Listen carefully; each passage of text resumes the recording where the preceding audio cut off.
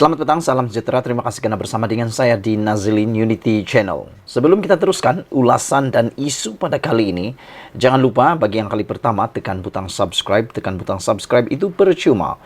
Saudara-saudara sekalian, hari ini tergempar di seluruh Malaysia apabila seorang ahli perniagaan menyerahkan dokumen berkaitan dana judi Perikatan Nasional kepada SPRM. Habislah Muhyiddin kali ini. Itulah saya kata sebelum ini. Kita harap sangat-sangat Muhyiddin Saman Anwar Ibrahim. Supaya kelihatan dan kedapatan siapa sebenarnya yang bohong, siapa sebenarnya yang terkantui tercedok, dan siapa sebenarnya yang benar. Karena kita berpegang pada kebenaran, bukan berpegang pada fakta cakap-cakap semata-mata. Anwar Ibrahim kata, kalau kamu nak saman saya, silakan. Teruskan, kata Anwar Ibrahim. Tapi dia berkata atau bercakap dengan asas yang kukuh, kata Anwar Ibrahim. Dan belum sampai pun 2 hari selepas Muhyiddin Yassin mempertimbangkan untuk mau menyaman Anwar Ibrahim, ini pula berita yang paling menyedihkan. Muhyiddin Yassin dan Perikatan Nasional disangka walaun semua sudah gembira bersorak-sorai. Mereka kata Anwar Ibrahim fitnah lah, Anwar Ibrahim kedapatan fitnah lah, Anwar Ibrahim bakal disaman lah, semoga Anwar Ibrahim bankrupt lah karena disaman oleh Muhyiddin lah dan sebagainya. Hari ini sudah kelihatan ada bukti baru yang pastinya akan membuatkan SPRM tidak teragak-agak membuka kertas siasatan. Seperti mana yang dinyatakan oleh Menteri Undang-Undang dan Transformasi Institusi, yaitu Azalina Othman Said. Beliau mengatakan bahwa beliau tidak pernah mengatakan bahwa kes dana judi dihentikan ataupun digugurkan. Tetapi apa yang dia kata, hanya akan pada bila-bila masa boleh dibuka semula. Jadi hari ini saya yakin, saya pasti SPRM pasti akan membuka kertas siasatan selepas mendapat bukti yang ditunggu-tunggu rakyat Malaysia, yang pastinya bukti paling ditakuti oleh Muhyiddin Yassin dan juga Perikatan Nasional, khususnya Parti PAS dan juga Hadiah Wang. Jadi kalau selama ini parti ataupun gabungan Perikatan Nasional yang punya gagasan bersih, prihatin, cekap, apalagi itu bersih, prihatin, dan stabil, sekarang bagaimana? Tinggalkan komen Anda.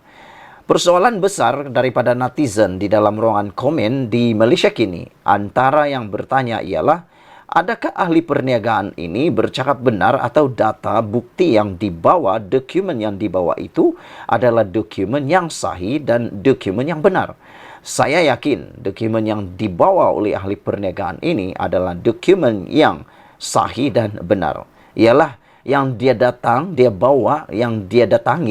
membawa dokumen ini bukan orang biasa-biasa, bukan ketua kampung, bukan penghulu.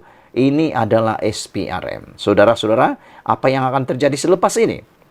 Seorang ahli perniagaan telah menyerahkan dokumen yang didakwa mengandungi bukti kaitan antara Perikatan Nasional dengan syarikat perjudian kepada SPRM. Ia beberapa hari selepas kerajaan berkata, SPRM belum membuka kertas siasatan berhubung dakwaan itu ekoran kekurangan bukti. Ahli perniagaan bernama Rashad Yusof itu ke ibu pejabat SPRM di Putrajaya hari ini dan dilaporkan di soal siasat selama kira-kira 3 jam. Maklumat yang saya ada disokong oleh dokumen tertentu.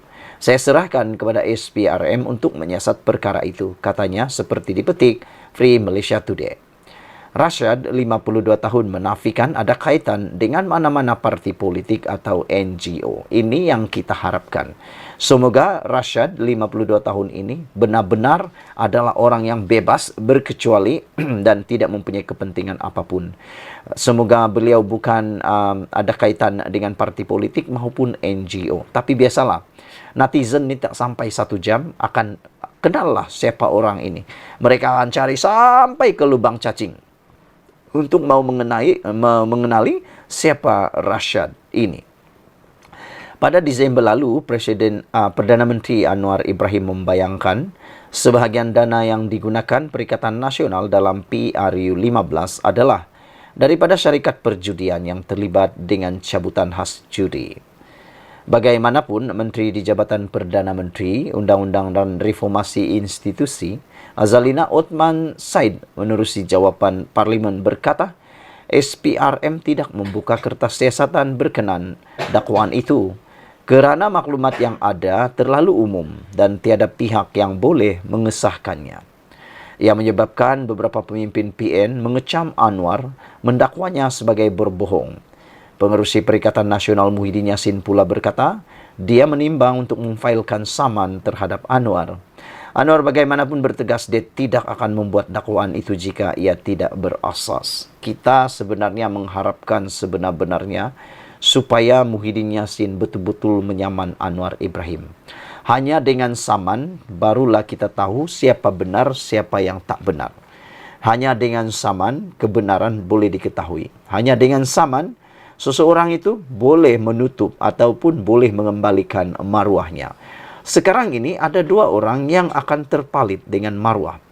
Pertama sekali tentulah Datuk Seri Anwar Ibrahim yang amat berhormat Perdana Menteri kita, yang pastinya sekarang ini dikecam hebat di mana-mana platform media sosial, dan maruah beliau juga sudah tercalar yang dikatakan berbohong oleh pemimpin-pemimpin Perikatan Nasional, khususnya Parti PAS. Beberapa orang pemimpin PAS telah membuat sidang media memohon supaya Anwar Ibrahim tampil membuat permohonan maaf secara terbuka. Tapi syukurlah Anwar Ibrahim, seperti yang telah saya katakan di awal-awal tadi, dia bertegas untuk tidak akan membuat dakwaan itu jika ia tidak berasas, dan Anwar Ibrahim telah menyatakan pendirian beliau bahawa beliau tidak akan sekali-kali berundur diri, beliau tidak akan sekali-kali memohon maaf kerana beliau sedia untuk disaman. Dan kali ini sudah terbukti dan kita tinggal tunggu apa tindakan SPRM seterusnya selepas mendapat dokumen sulit ini yang berkaitan dana judi Perikatan Nasional kepada SPRM. Yang pentingnya kita akan lihat tidak lama lagi, mungkin dalam beberapa jam lagi, nama orang ini yaitu Rashdan Yusuf pasti akan tular di mana-mana, dicari sehingga ke lubang cacing, dan kita akan tahu adakah beliau ini betul-betul tiada kaitan dengan mana-mana parti politik atau NGO. Saya berharap beliau memang tiada kaitan dengan mana-mana parti politik ataupun NGO. Sekian dulu untuk kali ini. Jangan lupa tinggalkan komen Anda, tekan butang subscribe. Kita jumpa lagi. Bye-bye.